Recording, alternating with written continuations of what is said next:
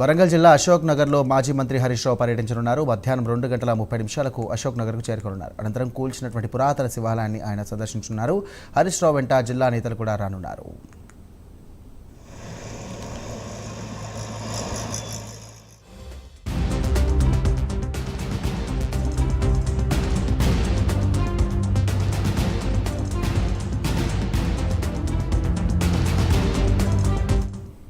Right, కూల్చిన పురాతన శివాలయాన్ని కూడా మాజీ మంత్రి హరీష్ రావు పర్యటించనున్నారు. ఈ సందర్భంగా అక్కడ ఉన్నటువంటి పరిస్థితిపై కూడా ఆయన సమీక్షించనున్నారు. అసలు ఏం జరుగుతోంది, అసలు అక్కడ ఉన్నటువంటి పరిస్థితులు ఏంటి, అసలు అక్కడ కూలినటువంటి శివాలయానికి సంబంధించి కూడా అశోక్ నగర్లో అంత పురాతన గుడికి సంబంధించి అధికారులు ఎందుకు కూల్చివేశారు అనే అంశాన్ని కూడా తీవ్రస్థాయిలో ఆయన ఆగ్రహం వ్యక్తం చేస్తున్నారు. ఇదే అంశానికి సంబంధించి మరిన్ని డీటెయిల్స్ అందించడానికి మా కరెస్పాండెంట్ తిరుపతి సిద్ధంగా ఉన్నారు. తిరుపతి, సాయంత్రం పరికాసేపట్లోనే నర్సంపేట నియోజకవర్గంలోని ఖానాపురం మండలం అశోక్ నగర్ మాజీ మంత్రి హరీష్ రావు రాబోతా ఉన్నారు. అశోక్ నగర్ లో కూల్చినటువంటి పురాతన గుడిని పరిశీలిస్తారు. ప్రజెంట్ అయితే ఇప్పుడు ఈ గుడి అంశము రాజకీయంగా వివాదంగా మారినటువంటి పరిస్థితి కనబడుతుంది. మధ్యాహ్నం సమయంలో అక్కడికి చేరుకున్న తర్వాత ఈ కూల్చివేసినటువంటి పురాతన శివాలయ ప్రాంతాన్ని పూర్తిగా హరీష్ రావు కావచ్చు, ఉమ్మడి వరంగల్ జిల్లాకు సంబంధించినటువంటి బీఆర్ఎస్ పార్టీ నేతలంతా సందర్శిస్తారు. ఆ తర్వాత మీడియాతో హరీష్ రావు మాట్లాడేందుకు అయితే కనిపిస్తా ఉంది. అయితే గత కొద్ది రోజులుగా ఇంటిగ్రేటెడ్ స్కూల్ నిర్మాణం పేరుతో శివాలయాలను కూల్చివేయడం సరైన పద్ధతి కాదంటూ కూడా రాజకీయ పార్టీ నేతలంతా ఆగ్రహం వ్యక్తం చేసినటువంటి పరిస్థితులు ఇప్పటికే బీజేపీ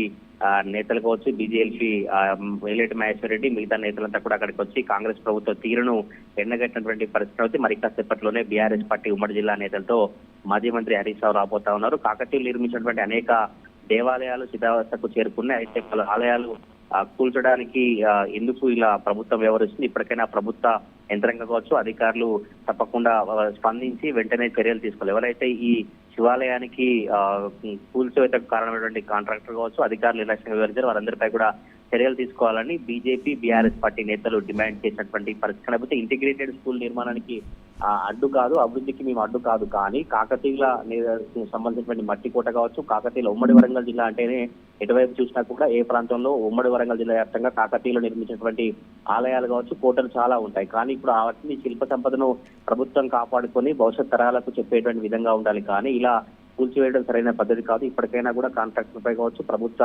అధికారులపై నిర్లక్ష్యం వహించే పై కూడా చర్యలు తీసుకోవాలని డిమాండ్ అయితే బీజేపీ బీఆర్ఎస్ పార్టీ నుంచి వ్యక్తమవుతున్నటువంటి పరిస్థితి. మరి కాసేపట్లోనే అశోక్ నగర్ కూల్చివేసిన శివాలయం ప్రాంతానికి హరీష్ రావు వచ్చిన తర్వాత ఆయనే ప్రభుత్వంపై కావచ్చు, అధికారులతో ఏం మాట్లాడతారు, ఎటువంటి అంశాలను తెర మీద తీసుకొస్తారు, బీఆర్ఎస్ పార్టీ ఈ అంశానికి సంబంధించి ఎట్లా పోరాడటం చర్చ అయితే కొనసాగుతుంది. ఇప్పటికే బీఆర్ఎస్ పార్టీ మాజీ ఎమ్మెల్యే పెద్దిశేష్ రెడ్డి సంచలన ఆరోపణలు చేస్తా ఉన్నారు. గుట్ట నిధి కోసం మాత్రమే తవ్వకాలు చేసి ఆ పురాతన శివాలయాన్ని కూల్చివేశారు, తప్పకుండా ప్రభుత్వ కుట్ర ఉందంటూ బీఆర్ఎస్ పార్టీ నేతలు చెప్పినటువంటి పరిస్థితులు మరి చూడాలి. హరీష్ రావు ఈ అంశానికి సంబంధించి ఎట్లా స్పందిస్తారు, హరీష్ రావు ఈ శిథిలావాసి పురాతన సంబంధించినటువంటి శివాలయానికి సంబంధించి కూల్చివేసే అంశంపై ఏం మాట్లాడదని చర్చ అయితే రాజకీయ వర్గాల్లో కొనసాగుతా ఉంది. Sai, right, thank you Tirupati.